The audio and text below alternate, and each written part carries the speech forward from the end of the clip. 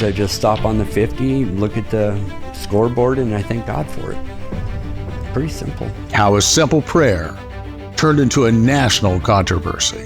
There's no way I could have done this, or my wife could have done this, or any of this if God wasn't the center of it, because he took something so simple like a 30-second prayer and changed it to religious liberty in the United States. No one person could do that. That's absolutely God.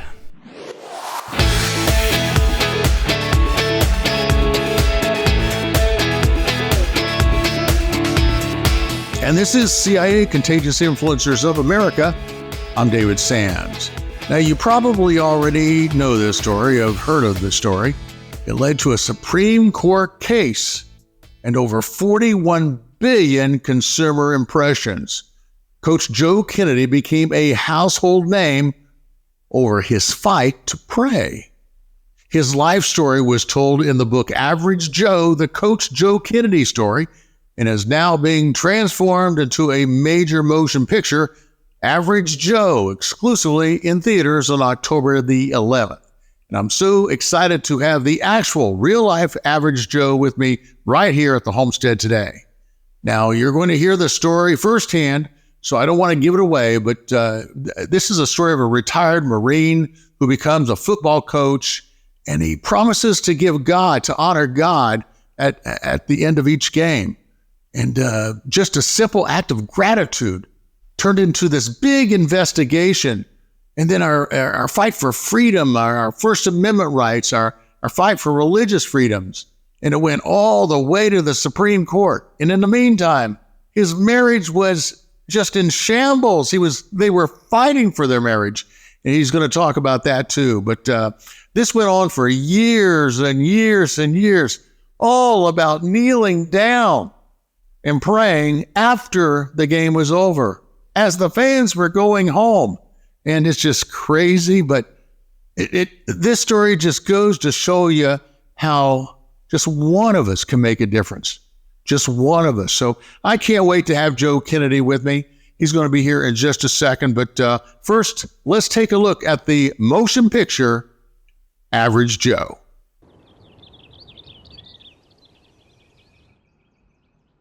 We ready? I've been fighting my whole life. Joseph Anthony Kennedy. I was a hellion of a kid who nobody wanted. 1, 2, 3, 4, United States Marine Corps. So, if you told me that saying a prayer on the 50-yard line was the thing that was going to get me in the biggest fight of my life, you cannot tell me that God doesn't have a sense of humor. Denise, could I see you in my office for a minute, please? I want you to pray in the locker room. Do you not see how absurd this is? Kennedy, do your job and get them in the locker room. I get it. It's not fair. Nobody cared for 7 years. Now they do.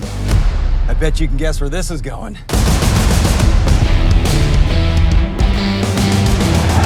I made a promise to God. I can't let him down. I believe they violated your rights. How do you think the superintendent looked at me when I didn't even know my husband had filed a complaint? We can't quit now. But God doesn't need you to defend him. I'm not defending God. I'm defending the people of this country. Yeah, the same people who are sending us hate mail. And that is their right. This case is going to take years to litigate, and there's no guarantee a judge is going to rule in your favor. Are you up for that kind of fight? You're appealing to the Supreme Court? I can't stop. Not now. It's been 3 years of our lives turned completely upside down. I have been the collateral damage to this whole thing. Will you finish this with me? Because I can't do it without you. What is it going to take before your husband gives up this ridiculous crusade of his? I really don't appreciate your tone. And don't you ever speak to me about my husband that way again.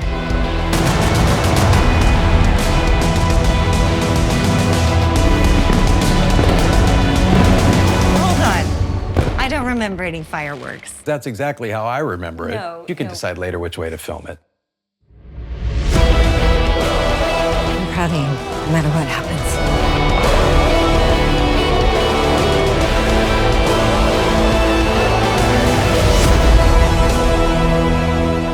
The one thing everyone needs to know is that it's all her fault. What? You're the one who taught taught me that there are still things worth fighting for. Hoorah!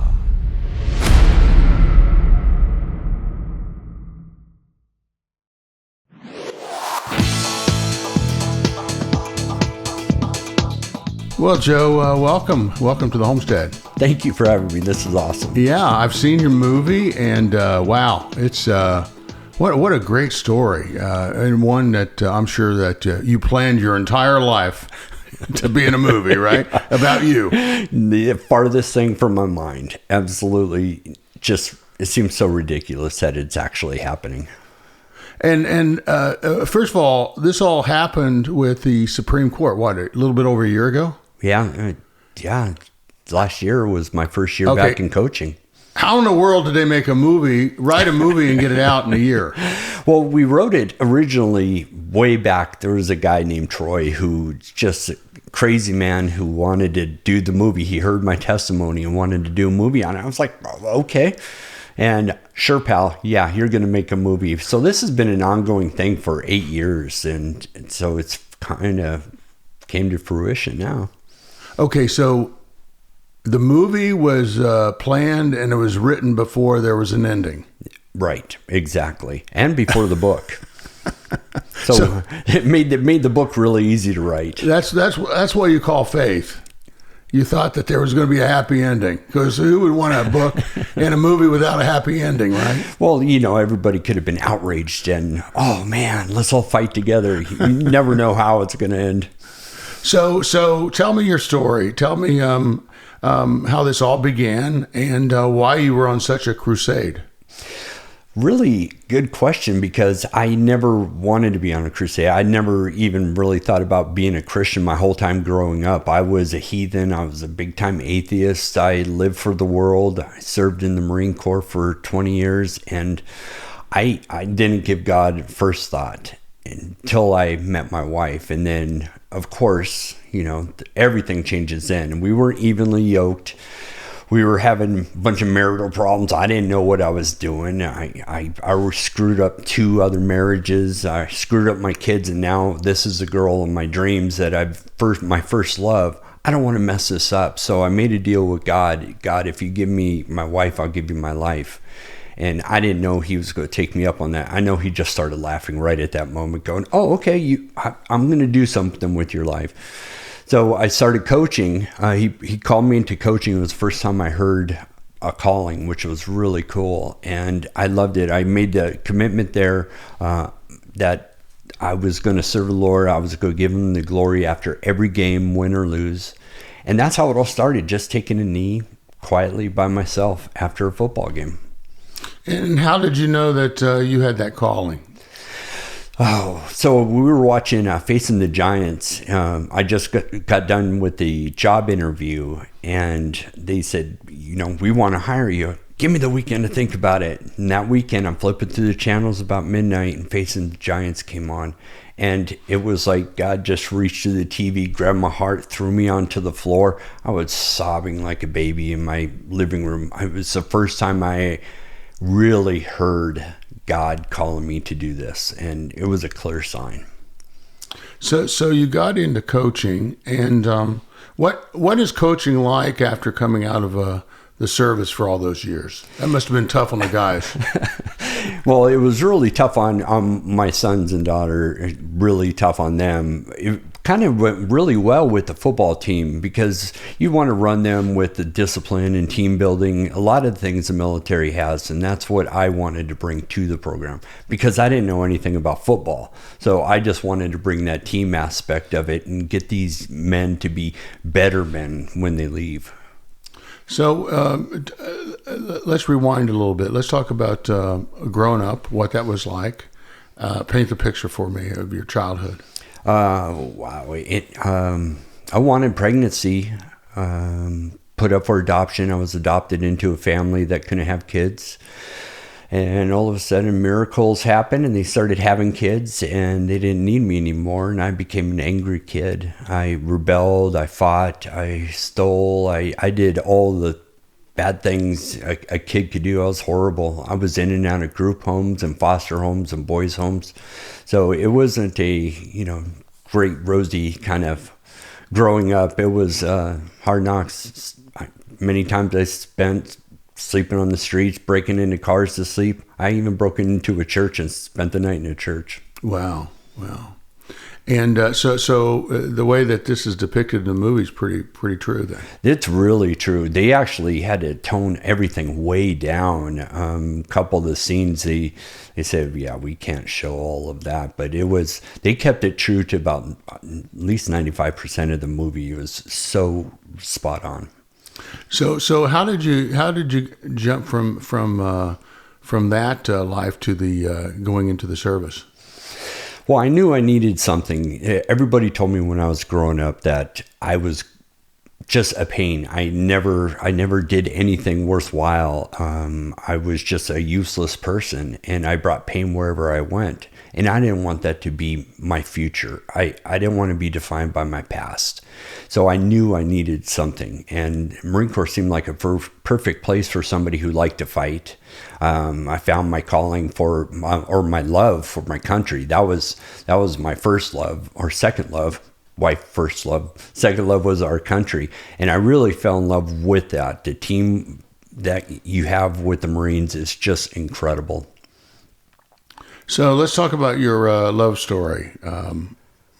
Is it as depicted in the movie? Is it pretty close? It's really close. So tell me about that. Tell me about your wife. She moved into the neighborhood down the road, and my buddy came over and said, "Hey, there's a new girl in the neighborhood. Let's go check her out." He had a crush on her already, and he said, "Go tell her I like her."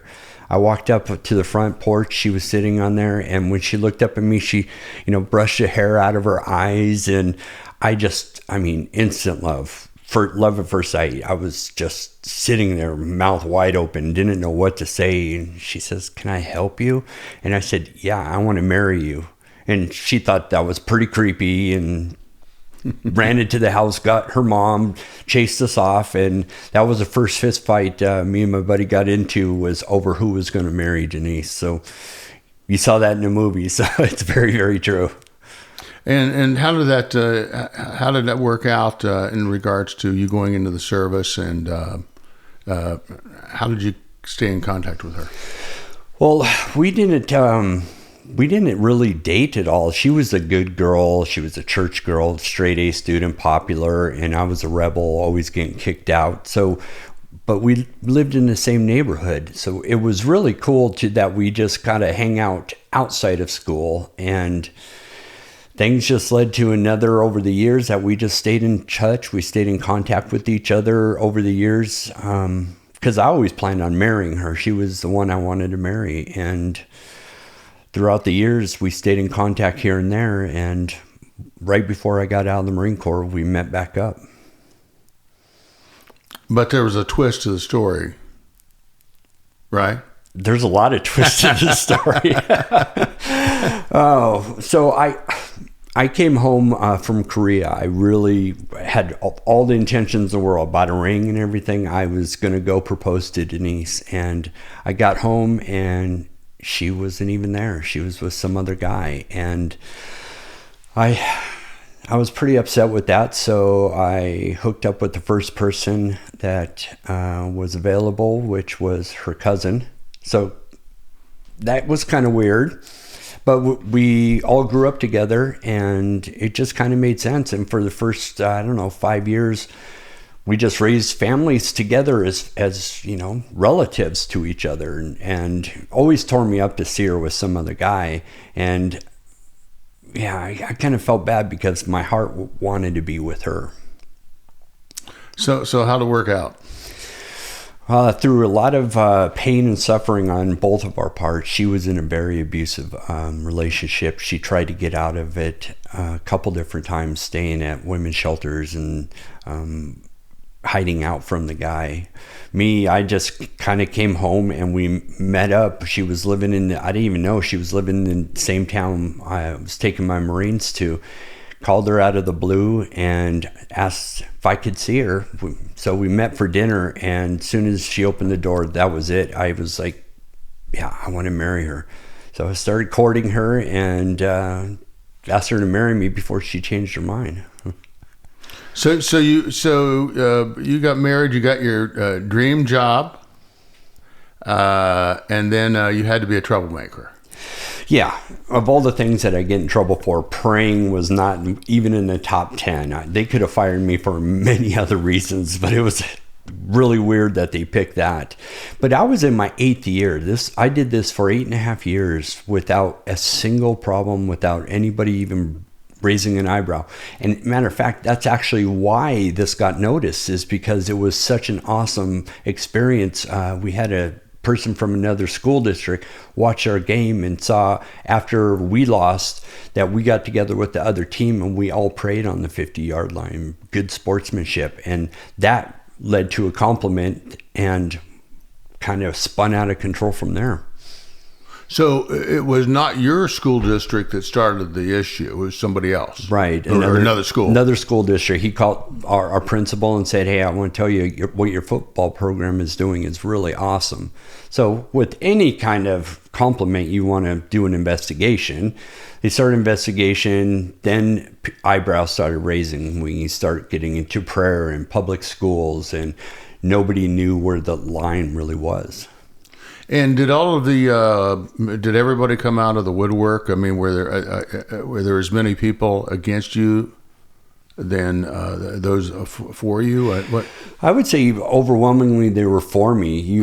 We did have a group. We even had the Satanist group that showed up in their black robes and hoods and goat horns and everything to one of the games, which was pretty wild. We did have some protests, but overall, people knew that this was the right thing. And especially after they told me stop praying with the team, I stopped praying with the team and I went back to praying by myself. And so, yeah, it's a small community. So we all know each other. We all grew up together and nobody wanted this fight. I didn't want the fight. This superintendent, these guys are my friends. I've worked there for almost a decade. My wife worked for the school district. Our kids went to Bremerton. So nobody wanted this fight. It just kind of showed up at our door. So let me get this straight. You stopped praying with the team as you were instructed. And it's not like you were going out in the middle of the field on the 50-yard line in the middle of the third quarter. Right. This was after the game. After the game. People were leaving. Yep. The two teams we meet on the 50-yard line, shake hands, meet with the coaches because I have another game on Monday. And with the junior varsity, we talked logistics. And as I'm walking back to the sidelines, I just stop on the 50, look at the scoreboard, and I thank God for it.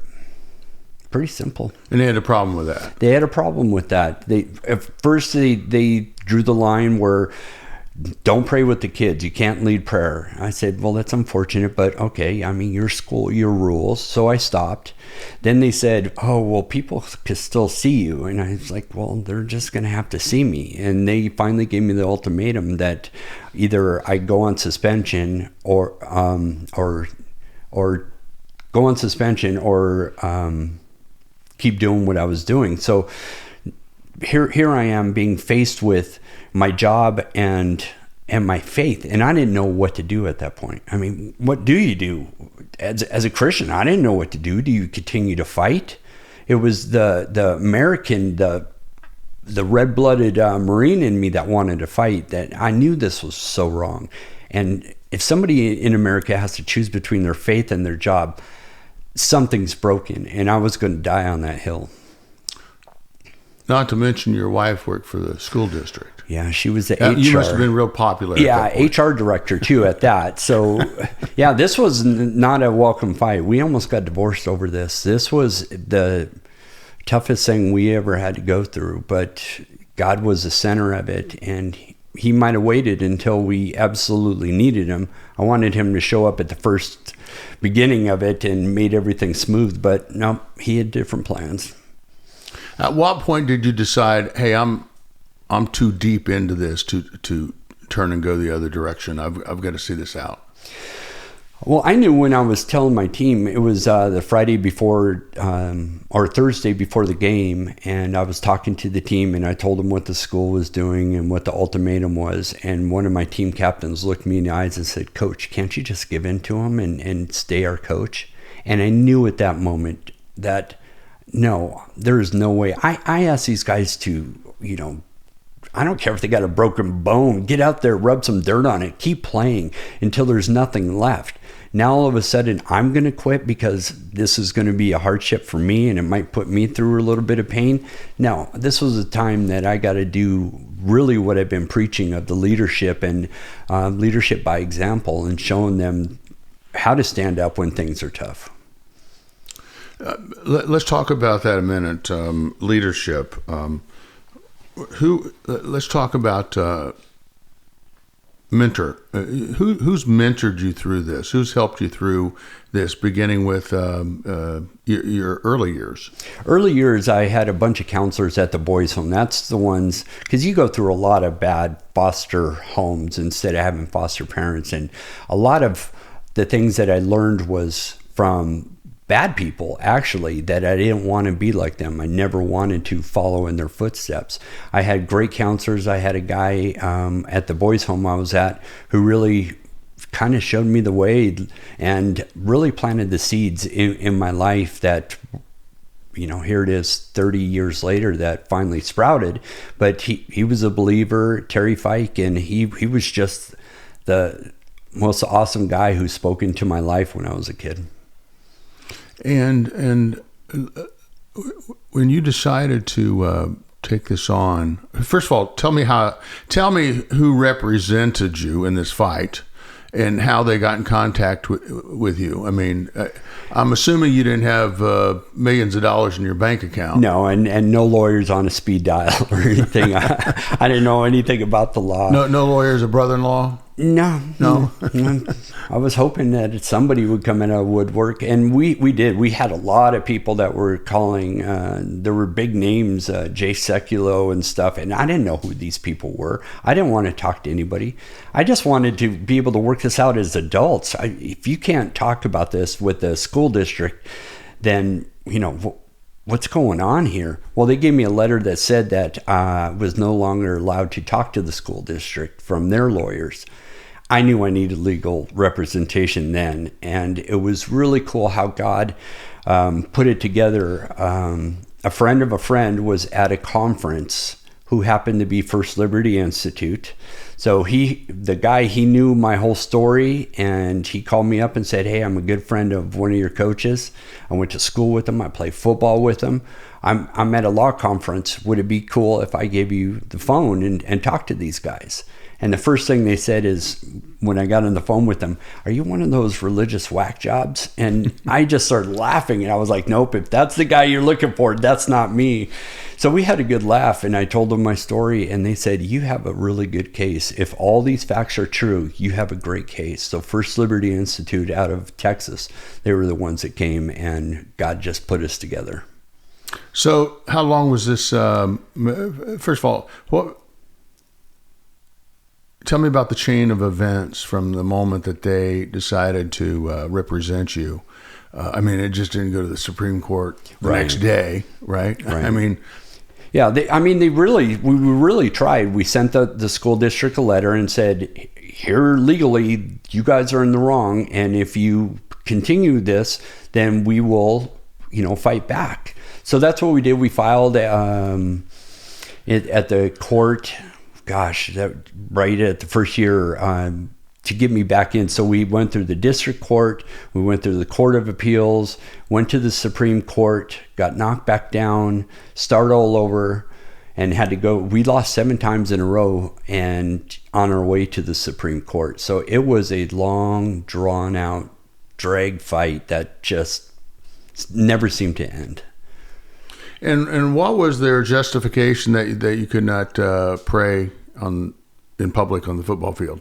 They kept coming back to the First Amendment. There was a bad case law back in, I don't know what it was, the 70s, I think, Lemon versus Kurtzman, and it really put a dampener on everybody's rights for display of God in a public place, and it just became the norm for them. And they keep saying the separation of church and state, which isn't found anywhere in the Constitution.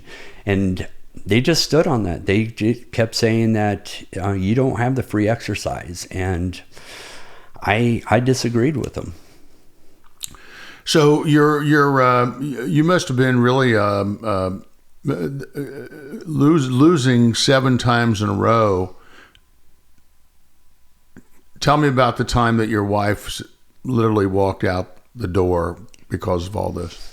Yeah, we just heard back from the Supreme Court, and she thought everything was over, and she was like, I'm so sorry. We just lost. And I said, hon, you don't understand that they're giving us another chance. They said to look at all of this other stuff, which I guess the Supreme Court never does. So we had a chance to start all over again, and that's where it really went sideways for us. She said she couldn't do this again. She didn't want to do this again. And I needed to really, who was I going to put first, this fight or her? And we got in where we were just about separated. I was taking a break, and I was walking out of the house to take our break, to give her some distance, because I was hurting a girl that I love. And God showed up right as I was leaving. So his timing is pretty amazing. He might have waited till the 11th hour, 59 minutes and 59 seconds, but he showed up right when we needed him to. And when he showed up, what happened? Where were you at the time? And take me back to that moment. First of all, you couldn't even go into the Supreme Court, right? You couldn't. Right. They wouldn't allow you in? Post-COVID, they wouldn't allow any two lawyers on each side and the press, but not me. Okay. So you weren't there to actually witness, right? No, I was sitting in a building across the street, which was really weird. I still don't understand how you could sue somebody or go through a trial or have a case represented and you're not even present for it. That just doesn't make any sense to me. I don't know how that works. Well, nothing about COVID makes any sense. Right. So what was it like that minute, that moment that you realized what had happened? Take me back to that moment. Paint that picture for me. With my wife? Yeah, when you were there across the street waiting for the decision. Oh, when we actually, and that was the weirdest thing. So we were sitting there, we're listening to it live on C-SPAN or whatever the heck it was, with no visual, it was just audio, and we're sitting in a room, all the lawyers together, me and my wife, and it was so, to me, she was pretty stressed, but to me, it seemed like this is what we've been fighting for. That finally, somebody's going to listen to the facts of the case, and they're going to look at the Constitution, and they're going to rule on this, not out of emotions or any kind of bias, but what does the Constitution say? I didn't know it was going to take another 6 months for them to release the findings of the Supreme Court. I was thinking they were going to rule on it right there. I was like, that was it? I mean, did we win? And yeah, kind of anticlimactic. We had to wait another 6 months or so before it actually, the ruling came down. And what did that feel like when it came down? Where were you? Where were the two of you? She was back home. It could have came out any Monday. Every Monday they release them. And Dobbs came out the week before the abortion. And it kind of took over the headlines. And we were showing up to do the press and everything about the case if it won or whatever the ruling was. And my wife was like, I'm not going to go up to Texas every Monday for the next 6 months. So I was up there alone with not with her, with the guys from First Liberty Institute, and we sat there and it popped up on the computer and my heart just froze. And I'm asking them, what does it say? What does it say? And they're shushing me, telling me to shut up because they're trying to read all the legal mumbo jumbo. And finally, my lawyer looks over and says, we want 6-3, all right? Now shut up and let me finish reading. And I just kind of stood up and what do you do at that point? And I wish I could have celebrated a whole lot more, but it was just this big sigh of relief that the whole entire weight of the world finally was lifted off of my shoulders, and somebody listened to what we were saying and looked at the facts. I knew we were right this whole entire time, but every time he heard you're wrong, I sat there and thought, man, what's going to happen if the Supreme Court rules against me? I'd be the guy that screwed up religious liberty for everybody in the United States. That was my biggest fear. I wasn't even thinking about what happens after I win. It was my fear of what happens if I lose. But you didn't lose, and the ramifications. I mean, the bottom line is that has made a huge difference. Tell me about that. It overturned about 7,000 cases over the past 50 years of religious liberties that were infringed on. The Lemon test and the Lemon case is finally overturned. That was the biggest thing that they really wanted to do. And I didn't even set out for that. I asked for my job and to be able to pray. They gave me that, but the Supreme Court took a look at all the past and said, this is just wrong. Kind of like Dobbs, they corrected it the way that it should be and kind of set everything back to the way that it originally was intended. So how has this reset things for you? Did you get your coaching job back? I did. I got my coaching job back, and now Americans have more religious freedom today than they have in the past 50 years in my lifetime, and most people don't even know it. And are you praying with the team? No, I went back to the team the day they had to reinstate me. I showed up at the front door. My heart's beating like crazy. That was tough to sit there at the front office and ring the bell and say, I'm here to be reinstated. So they gave me my letter. I went down to meet the high school football coach, the head coach. The whole coaching staff changed.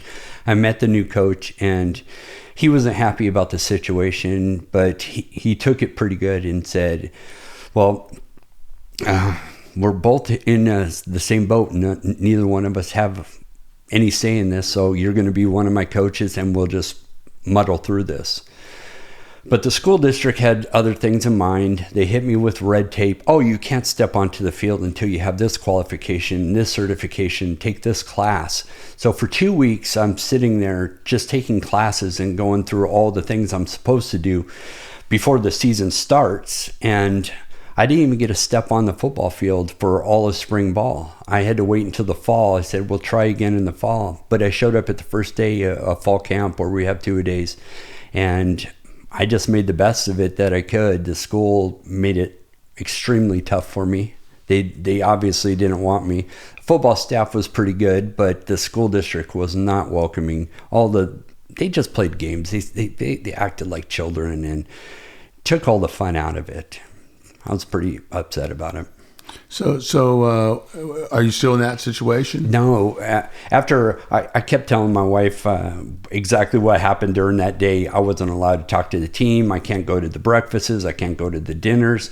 I can't even address the team. That's not coaching.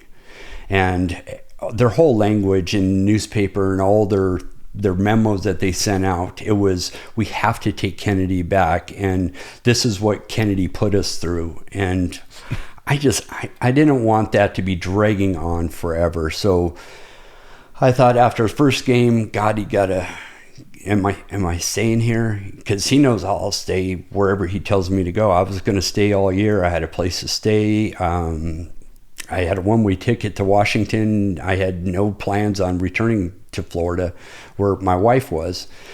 And after the game, we talked, and the next day we prayed about it all weekend. And the next day we got my father-in-law's medical reports back, and it wasn't good. So it seemed like God was giving us a sign that we can go. And I got to leave on my own terms and be able to retire instead of somebody forcing me out. And I think it was best all the way around for the school district and for us, because it was a huge distraction for everybody. But the good thing is that you had a happy ending to your movie. Yeah. Right? Yeah. And that I am very thrilled about what happened. And it's really weird that we are where we are today. We came out with a book and a movie, and whoever thought, I mean, who am I? I'm some high school football coach, some Marine that that just came off the streets. And well, who makes a movie of that? Mm-hmm. It's just, God just does the most amazing, wildest things. So what do you think of Eric's performance of you in the movie? I had a lot of fun with Eric. The first day that we met on the set, he met with me during lunch, and after 15 minutes, he looks at me and goes, "I think I've got you figured out, Coach." He didn't really need to spend any more time because I was really simple. My role, the one I was really worried about was my wife's, and I really wanted them to do her justice. And Eric and Amy Acker, Eric did such a great job with my mannerisms, the way that I talk, the way that I act, even kneeling, it looked just like me, and just makes my hair stand up on end when I look at it. And there was a lot of things that he was filming that I could not go through when he was out there on the football field with the kids. I couldn't be there. I mean, emotionally, I was a wreck. I couldn't deal with that. And when the fights with my wife and all the wife scenes, I couldn't be there for that either. So I'm glad he was there. He was a perfect guy, and we knew immediately that we were a good match. Does your wife, is she happy with the way she was portrayed in the movie? Oh, very much. When we first started the filming, her character, it was along the lines of the book where it was a Coach Kennedy story. But as they saw this developing, they changed her role and gave her a much bigger role, because this was not me. This was us, what we went through together. So they paralleled our life together and showed the battles on both sides. I couldn't be happier with the way that it turned out for her. It shows her entire story and what a fighter and warrior she is. Let's talk about sustaining hope. I want to talk about how does your faith in God provide us with an anchor in turbulent times? You've said it. It is an anchor. You have to stay rooted in God, because you will get to the point where there's nowhere else to turn. And instead of turning your back on God, if you just keep that anchor buried deep and holding on for dear life throughout all the storms, God will get you through it. It doesn't mean he's going to get you out of it, but he will help you get through it, and he will be there all the way, every one of the steps. And there's no way I could have done this, or my wife could have done this, or any of this if God wasn't the center of it, because he took something so simple like a 30-second prayer and changed it to religious liberty in the United States. No one person could do that. That's absolutely God. So in regards to overcoming challenges, I mean, you've like overcome probably, other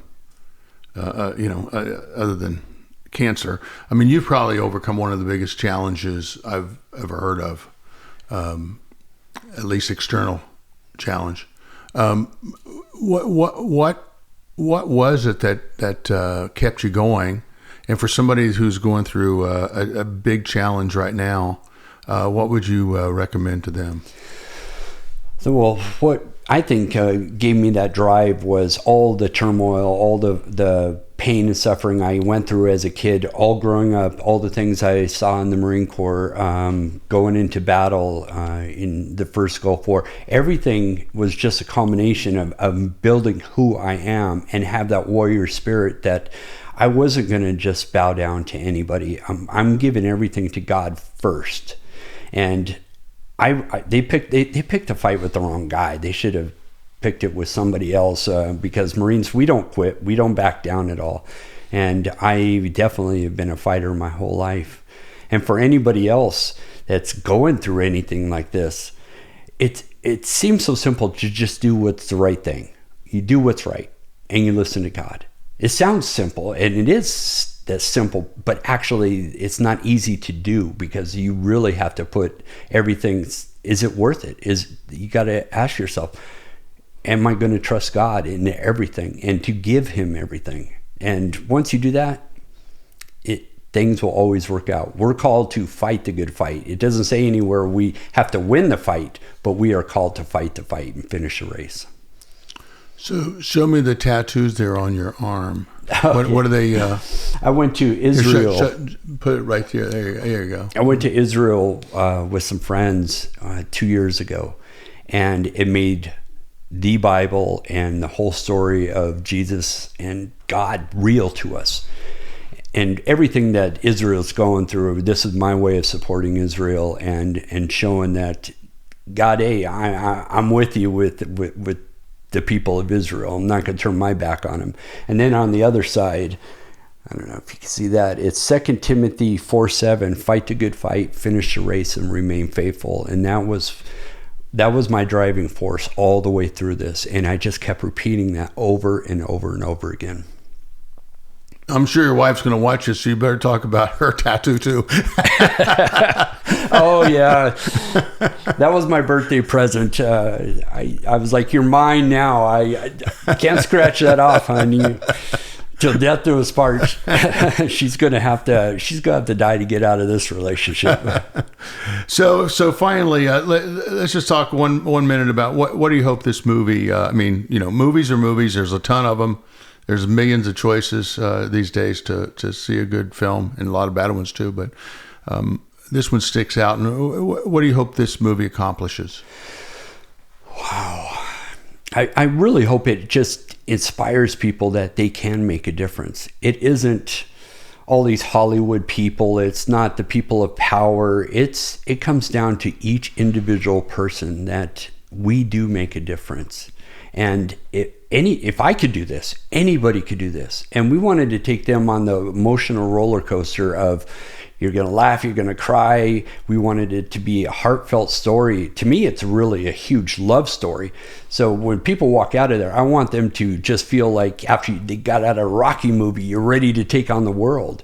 Because that's the way we should be walking around as Americans and people of faith, that we're on God's side. Why are we not standing up? Why are we not fighting a good fight? And hopefully it'll get people to realize that no matter what's going on in their life, in their marriage, in their home, in their job, if you put God there, He will get you through it. Well, thank you, Joe. Thanks for spending the last few minutes with us. And thank you for everything that you've done. And thank you for making a big difference. And for keeping the faith, and thanks for stopping by the homestead. Man, thanks for having me. This has been awesome. You guys are great. And thank you, Joe. Thanks for stopping by the homestead here. It's been what a pleasure to have this remarkable man who served our country in more ways than one right here in the homestead studio. That's one thing that I just all the time I'm just amazed by the people that sit around our little desk here and do our interviews. We've had well over 1,000 folks or so, and we have great bookers and great producers. And I want to thank my whole staff for always going out of the way to bring us the best folks and the most unique folks and the folks with great voices. But Joe Kennedy, I want to thank you. I want to thank your beautiful bride, and I want to thank you for keeping the faith and fighting the good fight and doing what you needed to do on our behalf. You make us proud. So thank you so much. And thanks to all of our friends. By the way, this movie, if I didn't mention them before, was produced by the folks that brought us God's Not Dead. They brought us The Blind. So this is so well done, folks. You have to get your tickets. Get your tickets in advance. You can go to AverageJoeMovie.com. AverageJoeMovie.com, and it comes out on October the 11th. Okay. Thank you so much. Thank you for sticking with us. Thank you for supporting us, and thank you for visiting our website at KeepTheFaith.com, where we have all kinds of goodies for you. And for more episodes of Contagious Influencers, simply stop by ContagiousInfluencers.com. Until next week, I'm David Sands. Go out there and live that life in living color, because it sure is a heck of a lot more interesting than living it in black and white. I'll see you next time.